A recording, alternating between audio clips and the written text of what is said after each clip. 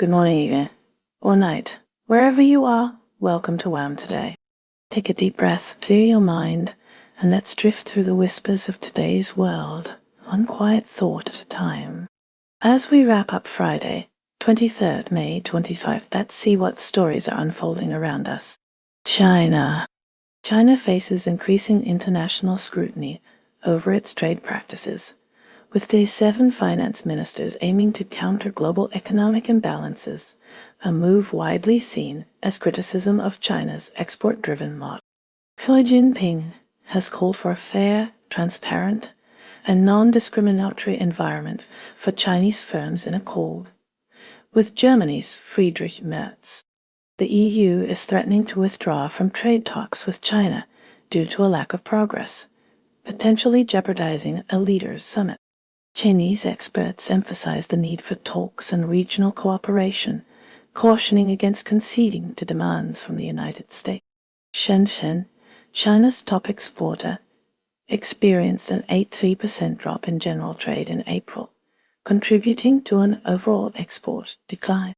Local governments in China are now required to justify significant increases in fines and charges imposed on private firms, and Chinese households are seeking alternative investment options as deposit yields at major banks fall below 1%.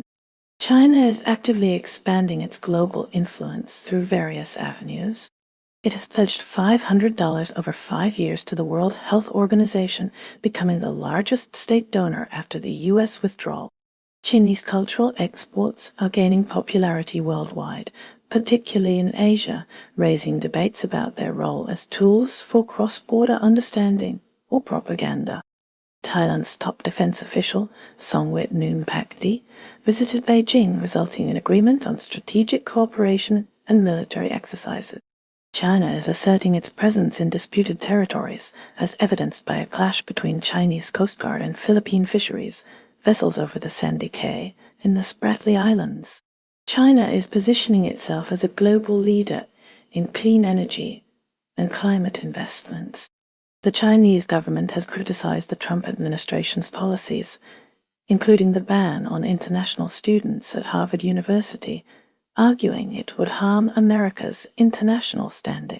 The Trump administration cited activity by China and anti-Semitism when barring Harvard from enrolling foreign students, affecting almost 6,800 enrollees.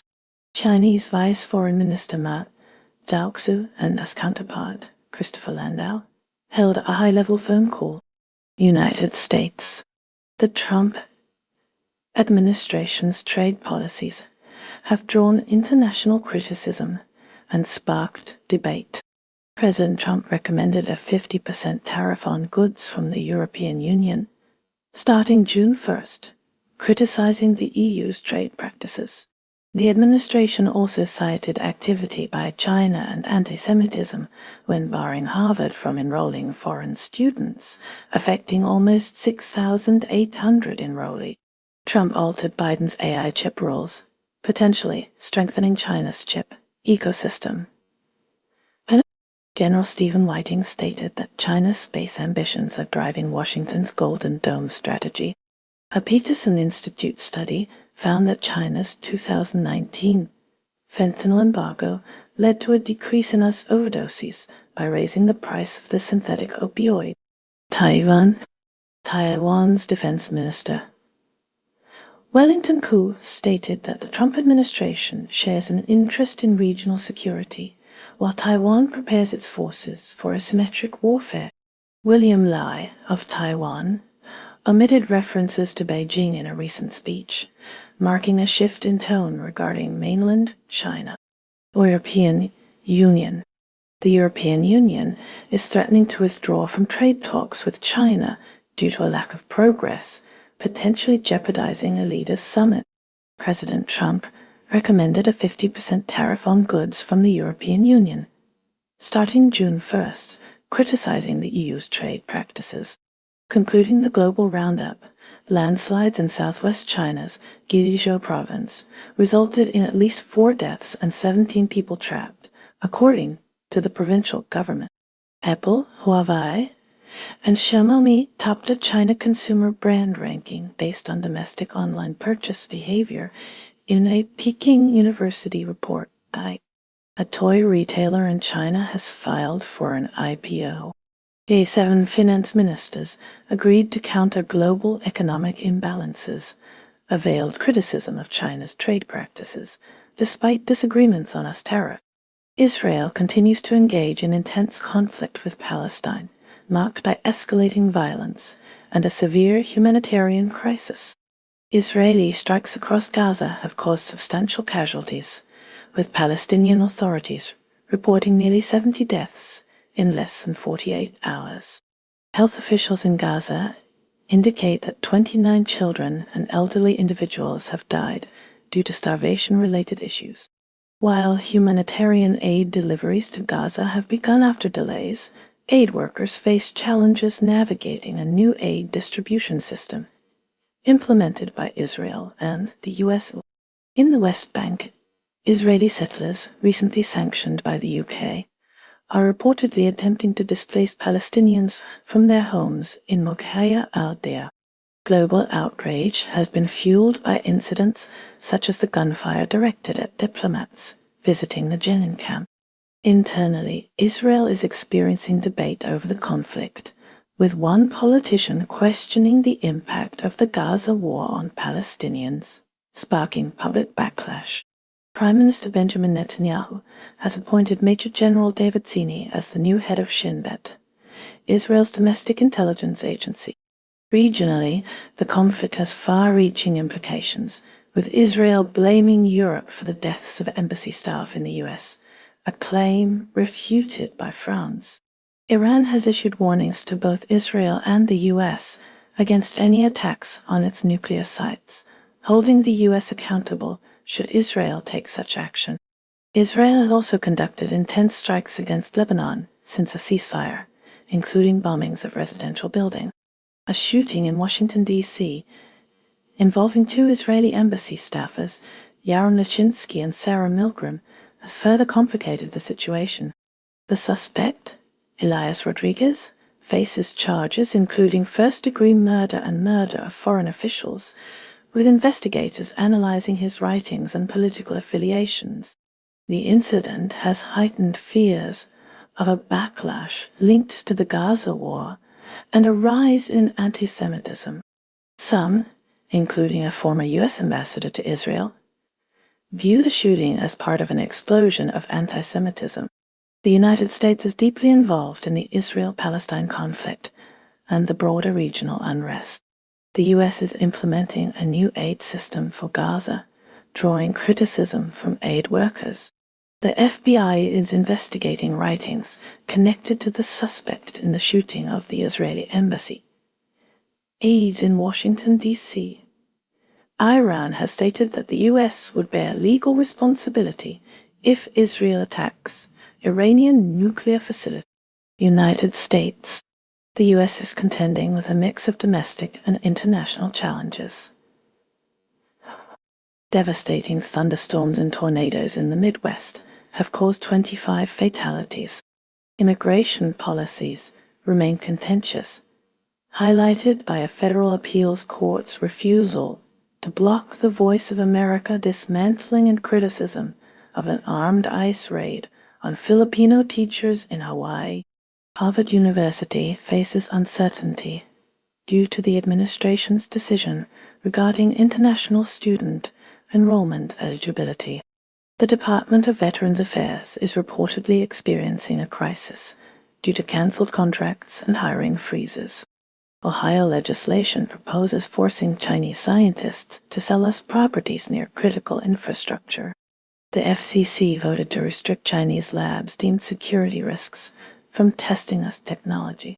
Regarding foreign policy, the U.S. maintains a firm stance with Iran before nuclear talks focused on enrichment levels. The U.S. will reduce exports to Sudan and government credit lines due to the use of banned weapons in the Sudanese civil war. President Trump stated that the U.S. missile defense system will shield the country from missile threats, including those from space. A crisis report questions us reliability in maintaining security in Asia, raising arms race concerns.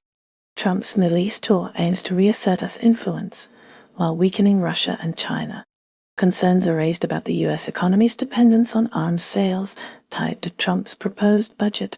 Kamzova, a Chinese painkiller, has been approved in the U.S. for potentially reducing fentanyl overdoses.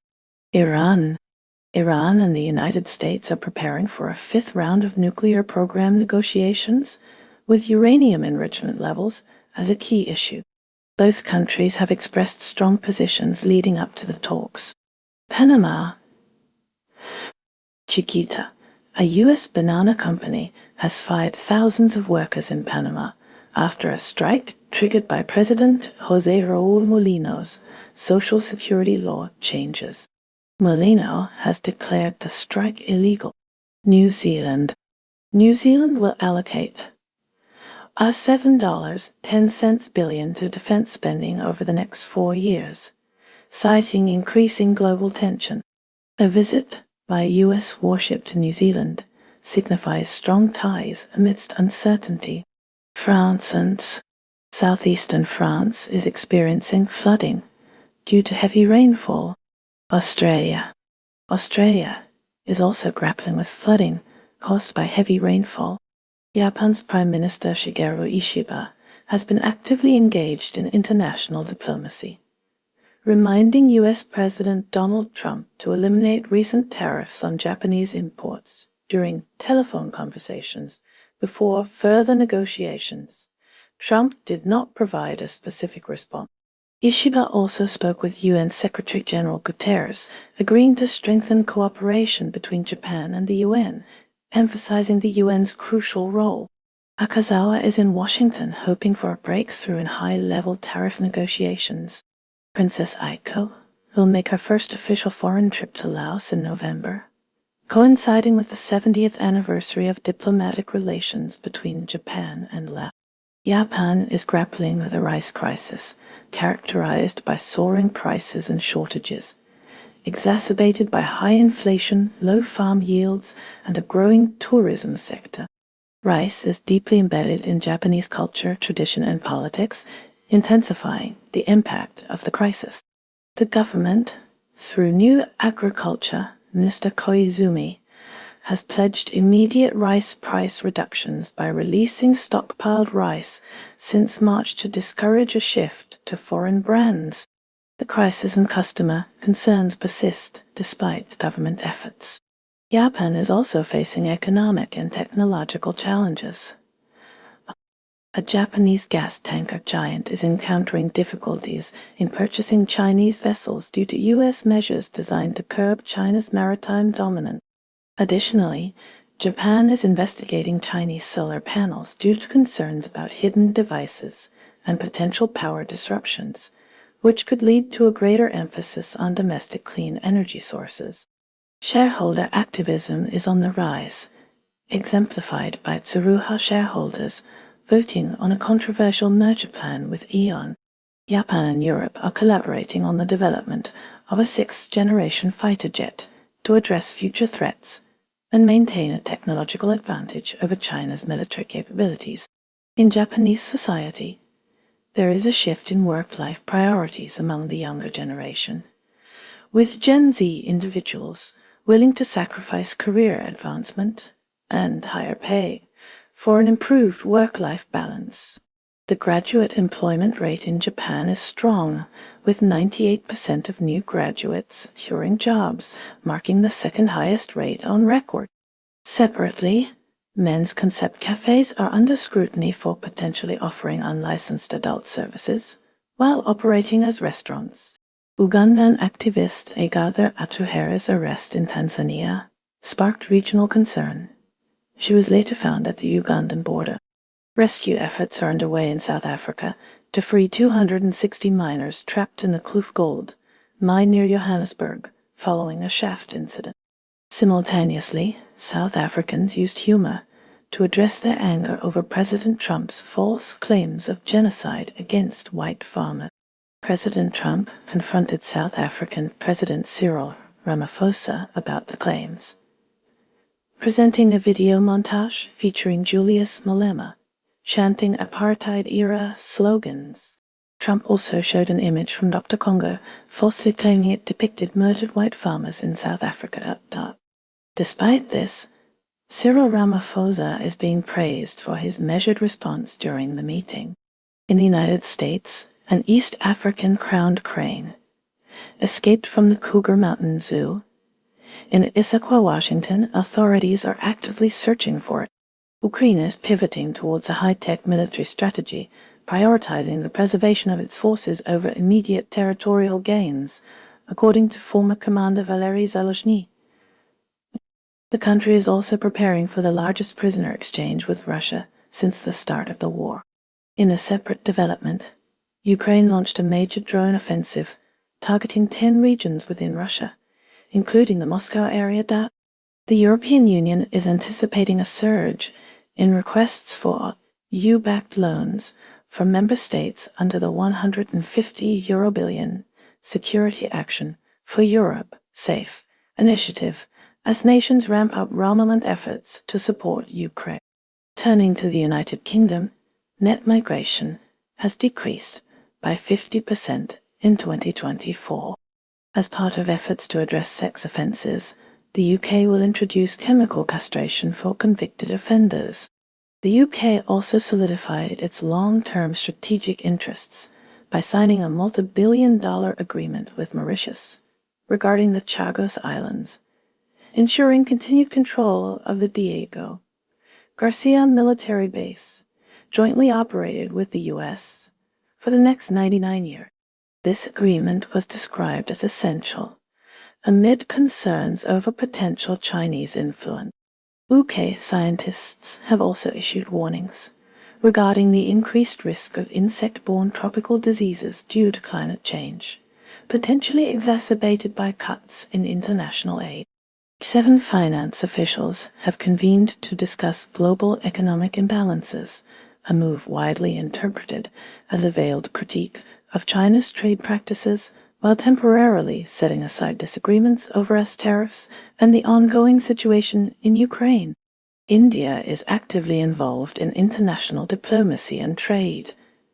As External Affairs, Minister Jaishankar engaged with German parliament members and chaired a conference of Indian ambassadors in Europe, discussing Operation Sindhu.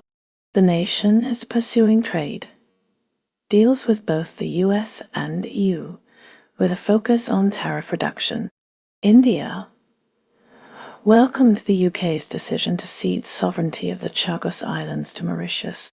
Despite not formally recognizing the Taliban, India is engaging with the group, mirroring a wider trend of countries seeking partnership. A mob of 1,000 killed and mutilated an endangered Bengal tiger, sparking outrage. Domestically, India is witnessing a rise in LGBTQ tourism, with businesses and travel agencies increasingly catering to BTQ travelers, reporting a welcoming atmosphere. Tensions remain high in Indian-administered Kashmir. Following an attack in April that killed at least 26 people, India ordered Pakistani nationals to leave the country, and security forces demolished houses linked to active militants. A family in Indian-administered Kashmir fears being split apart following a militant attack. Kanimoji led a delegation of Indian MPs who circled the Moscow sky following a drone attack. Harvard University requires Indian and foreign students to fulfill 6 conditions within 3 days to maintain enrollment. Turning to Pakistan, relations with India remain strained. The potential for future conflict between the two nations exists, fueled by New Delhi's perceived failure to deter Islamabad. India's order for Pakistani nationals to leave the country followed an April attack that resulted in at least 26 deaths. Pakistan, like India and Iran, is also engaging with the Taliban. Despite lacking formal recognition from any nation, the Taliban is being actively courted by India, Pakistan, and Iran as part of a diplomatic effort to cultivate partnerships. Russia has stated that no new direct peace talks are scheduled with Ukraine, following the first face-to-face session in nearly a week since shortly after Moscow's 2022 invasion. Investigative reporters Jane Bradley and Michael Schwartz of The New York Times have reported on Russia's use of Brazil as a launch pad for its elite intelligence officers to create new identities. Turning to the G7, the group has vowed to address global economic imbalances and is considering further sanctions against Russia if it does not agree to a ceasefire in Ukraine. Though the U.S. has tempered the language, some analysts believe a simple ceasefire will likely be insufficient to repair the damage from Russia's war, suggesting that EU membership for Ukraine and the seizure of Russian assets are necessary. Australia faces a recount in the Sydney seat of Bradfield, where Liberal candidate Giselle Kapterian narrowly leads independent Nicolette Bowl by a mere 8 votes. Simultaneously, record floods in eastern Australia have caused widespread devastation, claiming 4 lives and isolating around 50,000 individuals. The death toll tragically increased with the discovery of a man's body inside a vehicle submerged in floodwaters, and the search continues for one missing person. New South Wales Premier Christopher Minns commended the heroic efforts of emergency services and volunteers, who successfully rescued 678 people. Amid these crises, Nationals MP Darren Chester emphasized that bigger issues take precedence over the makeup of the coalition. Transitioning to the United Kingdom, a stark reminder of climate change growing impact appears in the Peak District and South Pennines, where wildfire warning signs typically used in Australia have been installed. Brazil faces scrutiny on multiple fronts. The Brazilian Senate's approval of a bill weakening environmental safeguards has drawn criticism from environmental activists who warn of increased destruction risks for projects spanning mining and farming. Separately, a global survey revealed that forests worldwide are disappearing at an alarming rate of 18 soccer fields per minute, with fires accounting for nearly half the losses, including damage to the Brasilia National Park. Furthermore, a forensic analysis of birth certificates hints at a potential long-term KGB presence in Brazil, suggesting the possibility of deep cover operatives left behind after the Soviet Union's collapse, reflecting the Russian espionage culture's emphasis on long-term strategic planning. Djibouti is currently providing temporary housing at a U.S. military base for migrants deported from the U.S. to South Sudan. This unusual situation arose because Washington reportedly did not secure the necessary approvals from the migrants' countries of origin before initiating the deportations. Amid ongoing conflict, the United Nations is appealing to South Sudan to de-escalate tensions, citing credible reports of civilian areas being deliberately targeted by opposing factions. This escalation raises serious concerns about a potential health crisis and further destabilization. Additionally, South Sudan is indirectly involved in a diplomatic issue, as migrants deported from the U.S. to South Sudan are currently being held in Djibouti due to a lack of prior approval from their home countries. Turning to Sudan, the United States is preparing to impose sanctions in response to evidence suggesting the Sudanese military has used chemical weapons against a rival paramilitary group. The specific details of the sanctions and the evidence remain under close review. The United States saw President Donald Trump present a misleading image to South Africa's president during a meeting. The image, falsely presented as white South Africans killed in South Africa, actually originated from a Reuters video taken in February. The video documented events in the Democratic Republic of Congo. Shifting focus to the Democratic Republic of Congo, the Senate has overwhelmingly voted to lift the immunity of former President Joseph Kabila. This decision potentially opens the door for legal proceedings against him. Germany's Chancellor Friedrich Merz is actively seeking China's support for a Western-backed peace initiative in Ukraine, underscoring collaborative efforts within Europe and the EU aimed at securing an immediate ceasefire. Reinforcing its commitment to NATO, Germany is enhancing the alliance's defense readiness. Chancellor Merz recently attended a military ceremony in Vilnius, Lithuania, where he reaffirmed Germany's pledge to protect every inch of NATO land, highlighted by the deployment of a new German brigade to bolster the defense of neighboring allies. Southeast Asian countries are increasingly partnering with Germany's defense sector, exploring potential agreements, deploying naval vessels, and participating in regional discussions. In a world facing numerous uncertainties, Germany is increasingly viewed as a pillar of stability, mirroring the sense of security its people seek.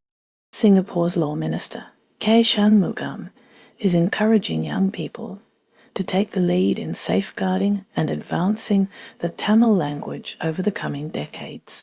In related news, Eldrick Coe received a prison sentence for orchestrating a fraudulent wine investment scheme that defrauded investors of $90 million. Coe, who evaded authorities for 13 years, falsely claimed to acquire wine from French vendors for resale to investors. A 20-year-old man admitted guilt to sexually abusing a cat and threatening a classmate with a mild intellectual disability. Bangladesh is currently seeing its Army Chief General Waqar Salman commenting on governance policies. He stated some interim government policies strayed from the agreed framework after the Sheikh Hasina government left. General Zaman also told officers that national elections should occur by December, or possibly earlier. Mexico is grappling with the legal ramifications for women who kill their abusers, often facing convictions for excessive force. Adding to the country's cultural landscape, a new Frida Kahlo museum is slated to open in Mexico City, adjacent to the Casa Azul. Meanwhile, a Florida court has mandated that Genaro Garcia Luna, the former Mexican security official imprisoned for bribery, pay substantial restitution to Mexico. Israel's foreign minister, Gideon Saar, has made serious allegations accusing certain European officials of fueling a dangerous climate through toxic anti-Semitic incitement, which he claims contributed directly to the tragic shooting of 2 Israeli embassy employees in Washington, D.C. Saar's statement underscores escalating tension between anti-Israel sentiment and the perceived connection between anti-Israel sentiment. Turning to Hungary, a concerning trend of illiberal nationalism is emerging, shifting the nation's identity away from its traditionally celebrated literature and language. The current government is reportedly suppressing individual rights, raising alarms about democratic backsliding. Meanwhile, within NATO, Donald Trump's persistent demands for higher military spending are prompting a critical reassessment among allies. The alliance is now scrutinizing exactly what expenditures can be legitimately categorized as military spending, reflecting ongoing debates about burden sharing and defense priority. Mongolia's political landscape is currently turbulent as the 10-month-old coalition government teeters on the brink of collapse. Daily protests are intensifying, fueled by demands for the resignation of Prime Minister Oyun Erdin Luvsanamsrai. This unrest poses a significant threat to the stability of the government. The Prime Minister has faced similar calls for his removal in the past, during his 4-year tenure, but the current situation appears more precarious. Italy's constitutional court has mandated that city registrars acknowledge both mothers in same-sex parenting scenarios, particularly when involving assisted pregnancies and the non-biological mother's consent. This decision ensures that both women can be legally recognized as parents on a child's birth certificate, providing legal clarity and protection for same-sex families. Philippines is strengthening its maritime presence by acquiring 2 Miguel Malvar-class ships, aiming to enhance its power projection in the South China Sea. This development follows recent tensions, including condemnation of the Chinese Coast Guard's use of a water cannon against a Philippine vessel conducting marine research in contested waters. In other news, Philippine law enforcement apprehended 7 individuals linked to the JP Dragon crime syndicate, among them Hikari Ishikawa and Sato Morihiro, who are sought by Japanese authorities for alleged theft offenses. South Sudan is at the center of a controversy involving migrants deported from the U.S., who became stranded in Djibouti. The migrants' unexpected arrival triggered a legal battle concerning the legality of their initial expulsions. The U.S. President Trump acknowledged the situation. He confirmed that the migrants were indeed in Djibouti. He also mentioned the legal challenges that arose from their deportation. The specifics of how the situation was resolved remain unclear. Details about a mysterious flight connected to the affair were also not provided. Benjamin Netanyahu has accused Britain, France, and Canada, along with Keir Starmer, Emmanuel Macron, and Mark Carney, of emboldening Hamas. This accusation arrives as Israel faces mounting international pressure concerning its military offensive and humanitarian aid in Gaza. Netanyahu's remarks appear to be a direct reaction to growing global calls for a cessation of Israel's military operations in the region. South Korea recently saw the Pentagon deny reports of a potential withdrawal of 4,500 U.S. troops stationed there. Former President Yoon Suk-yeol, despite past controversies, still retains a base of support within the country. Highlighting South Korea's defense readiness, the nation's highly secure air defense center enables the rapid deployment of fighter jets within 2 minutes of an alert, demanding quick mobilization from pilots. Ireland's Camogie Association has broken with tradition, voting to allow players the option of wearing shorts instead of the mandatory skirts or skirts during official matches. This decision marks a significant shift after a century of adherence to the traditional dress code. Peru is at the center of an upcoming Inter-American Court of Human Rights hearing. The case involves Celia Ramos, a Peruvian woman who died in 1997. Ramos was 34 and a mother of 3. Her death followed a forced sterilization procedure, specifically a tubal ligation. She was allegedly pressured into the procedure. This occurred as part of a national family planning program. Court's ruling could lead to reparations for Ramos's surviving family. Simon Mann, a British mercenary known for his involvement in a failed 24 coup attempt in Equatorial Guinea, has died at the age of 72. Mann, an old Etonian and former SAS officer, led a group of mercenaries aiming to overthrow President Teodoro Obiang Huma Mambasogo. The coup failed, and Mann was arrested in Zimbabwe before being extradited to Equatorial Guinea, where he was convicted and imprisoned. He was later pardoned in 2009. Malaysia's political scene is currently witnessing heightened internal strife within the People's Justice Party, PKI. A key battle for the deputy leader position is unfolding between Nurul Izzah Anwar, daughter of Anwar Ibrahim, and Rafizi Ramli, exacerbating existing divisions and sparking accusations of nepotism. Parallel to these internal challenges, Malaysia is also navigating evolving foreign policy considerations. Concerns are being raised about Prime Minister Anwar Ibrahim's perceived inclination towards Russia and China as he actively pursues diversification in Malaysia's international trade partnerships. Guyana is facing strong condemnation from President Arfan Ali regarding Venezuela's plans to hold elections in Essequibo.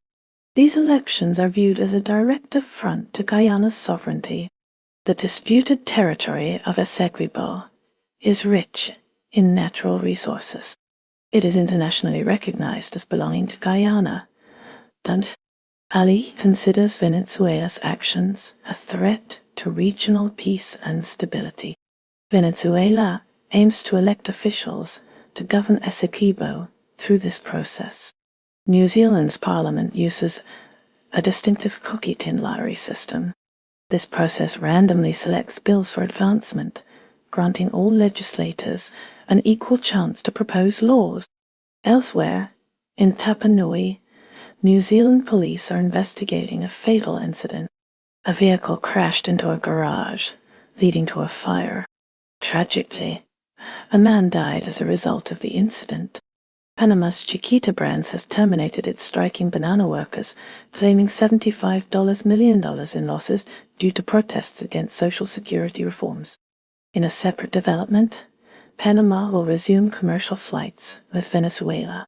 This move signals improving relations after almost a year of suspended flights because of diplomatic friction. Afghanistan faces a deepening humanitarian crisis as large numbers of Afghans deported from Pakistan, and Iran returned to the country, struggling with poverty, unemployment, and inadequate assistance. Turning to the European Union, its foreign policy chief has called on Serbia to make a strategic choice between aligning with the West or the East, following President Alexander Vucic's resistance to EU policy. Meanwhile, Spain is contemplating a 100% tax on house purchases by non-EU residents, a measure that would significantly impact UK citizens, who are the largest group of foreign property buyers in Spain, while exempting EU residents. In Greece, preparations are underway to combat an anticipated increase in wildfires, with the deployment of a record 18,000 firefighters and a near doubling of the drone fleet. Meanwhile, Paraguay's President Santiago Peña has affirmed his nation's support for Taiwan, pledging his government's assistance as a strong ally as Taiwan works to bolster unofficial ties. Romania's constitutional court has confirmed Nicu Sudan's win in the May 18 presidential election, rejecting a request from his far-right opponent to invalidate the result. Rwanda is reportedly negotiating to house migrant deportees from the U.S., a decision that has drawn concern from rights organizations regarding the security and welfare of vulnerable individuals.